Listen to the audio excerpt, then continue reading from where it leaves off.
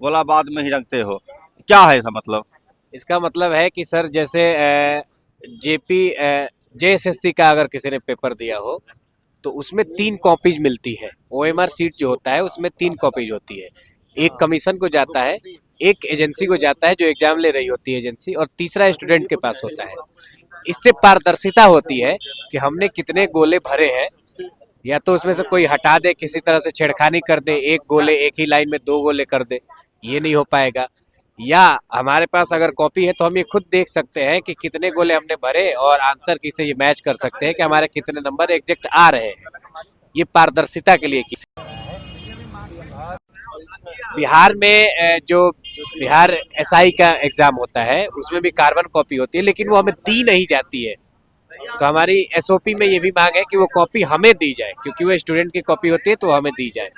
पता ही नहीं चलता है कि हमने क्या लिखा, कितना सही किया, कितना गलत किया। सीधे जब मेरिट लिस्ट आता है तब हमें पता चलता है कि इतना नंबर हमारा आया था, इतना कम रह गया, इस वजह से हम सेलेक्ट नहीं हो पाए। तो ये पारदर्शिता होनी चाहिए। आपकी आपकी मांग के समर्थन में नागरिक समाज के जो अभिभावक है आप लोगों के, वो भी सड़क पर आ रहे हैं।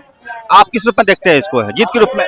देखिए, जो भी हो, कोई भी राजनीतिक दल हो, किसी भी राजनीतिक दल के नेता हो, छात्र नेता हो, बहुत सारे छात्र यूनियन हमारे समर्थन में आज सड़क पे उतरे हैं। तो कोई भी हो, जो भी हमारे मांगों को लेकर अपना समर्थन दे रहा है, हम उसका स्वागत करते हैं, स्वागत योग्य है बिल्कुल। लेकिन हम यहाँ गर्दनी बाग से अपना शिक्षा सत्याग्रह शुरू किए थे और ये लगातार चलता रहेगा जब तक हमारी री एग्जाम की मांग पूरी नहीं हो जाती है। कल एग्जाम लेने पर अड़ी हुई है सरकार, क्या करेंगे इस मामले में आप? सरकार एग्जाम ले, सरकार का एग्जाम लेने से ये नहीं हो जाता है कि फिर दोबारा कैंसिल नहीं होगा। एग्जाम होने के बाद भी कैंसिल होता है। इसके बाद हम लोग जुडिशरी की ओर भी मूव करने का सोच रहे हैं, तो उस ओर भी हम लोग देखेंगे, दूसरा तरीका हम लोग भी अपनाएंगे। लेकिन ये सत्याग्रह लगातार चलता रहेगा। एग्जाम वो ले, उससे उससे हमें कोई फर्क नहीं पड़ता है। आपकी आवाज सत्ता गलियारों में भी गूंज रही है, सत्ता भी हिल रही है बिहार की, क्या किस रूप में देख पा रहे हैं इसको आप?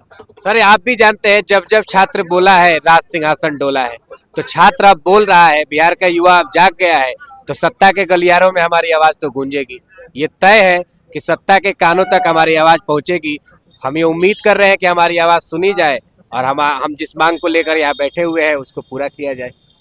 आज सुबह आपने रेल रोकने का काम किया था, पप्पू यादव की शादी रही उसमें है, इसको किस रूप में देखते हैं आगे?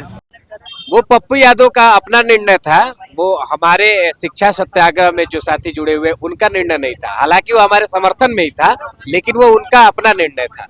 वो अगर हमारा समर्थन इस रूप में कर रहे हैं तो स्वागत है, कोई दिक्कत नहीं है। मालूम हुआ प्रशांत किशोर धमकाने की कोशिश कर रहे हैं या कुछ इस तरह से बोल रहे हैं, क्या किस में देखते हैं उसको आप? ऐसी कोई सूचना हमारे पास नहीं है कि किसी को कोई धमका रहा है, ऐसी कोई सूचना हमारे पास नहीं है अभी तक। हम तो आपके सामने यहाँ बैठे हुए हैं।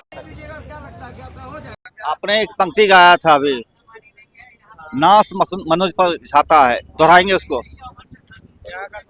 जब नाश मनुष्य पर छाता है पहले विवेक मर जाता है, ये जो पंक्ति है रसमती की लिखी गई है, उसका आज के समय में वो बहुत ही रिलेवेंट है। क्योंकि वो सभी मनुष्य, जो वो सारे मनुष्य जिन जो छात्रों की आवाज़ को आज नहीं सुन पा रहे हैं, वो एक विनाश की ओर अपने आप को लेके जा रहे हैं, क्योंकि उन्होंने छात्र की आंदोलन के रूप को, स्वरूप को समझा नहीं है। उन्होंने वो जेपी मूवमेंट को भूल गए हैं।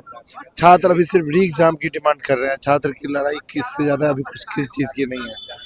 लेकिन अगर वो अभी भी नहीं संभले तो ये री एग्जाम के मुद्दे से कहीं और आगे जा सकता है। तो हमारा करवत निवेदन है कि इसे सिर्फ री एग्जाम के मुद्दे तक रहने दे। जैसे आपका समर भूमि आपका चैनल है, तो वो सारे लोग जो आज हमारे इस लड़ाई में हमारे साथ सिर्फ देख रहे हैं, मूक दर्शक बने हैं, चाहे वो पक्ष हो विपक्ष हो, सभी से हम एक लाइन बोलेंगे समर, क्योंकि समर भूमि आपका नाम है, कि समर शेष है नहीं पाप का भागी केवल व्याध, समर शेष है नहीं पाप का भागी केवल व्याध, जो तटस्थ है समय लिखेगा उसके भी अपराध। एक चीज हम और कहना चाहेंगे आपसे, जब आप सवाल उठा रहे हैं, मैंने बोल रहे हैं कि 72 के मूवमेंट को याद करने की बात कर रहे हैं, सत्ता में जो आज है वो भी 72 के मूवमेंट का ही एक परिणाम है। तो आप एक छात्र नेता, छात्र आंदोलन कर रहे हैं और छात्र मूवमेंट में वो भी जुड़े रहे हैं, क्या संदेश देना चाहेंगे नीतीश कुमार को आप यहाँ से? देखिए हम सिर्फ संकेत ये देना चाहेंगे कि हम किसी राजनीति करने नहीं आए हैं। ये छात्र के लिए, छात्र के द्वारा आंदोलन है और सिर्फ छात्र के हित के लिए आंदोलन है। हम में से किसी का मकसद यहाँ पे नेता बनने नहीं है।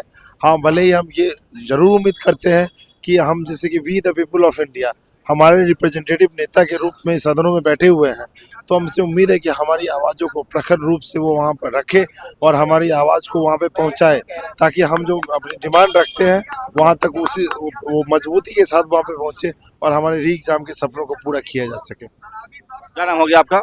मेरा नाम सुधाकर कुमार है।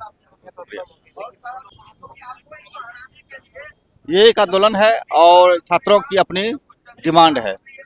हम जानेंगे कि छात्र किन कठिन परिस्थितियों में अपनी तैयारी करते हैं और किस तरीके से वह 2 रुपये 4 रुपये बचाकर अपना जीवन चलाते हैं। माता पिता किस तरह से छोटे छोटे अपना पेट काट करके बच्चों को पटना में पढ़ाने के लिए भेजते हैं और जब परीक्षा कैंसिल होती है या इस तरह से जब दुरंगी नीतियाँ लागू की जाती है, कितना कष्ट में ये रहते हैं।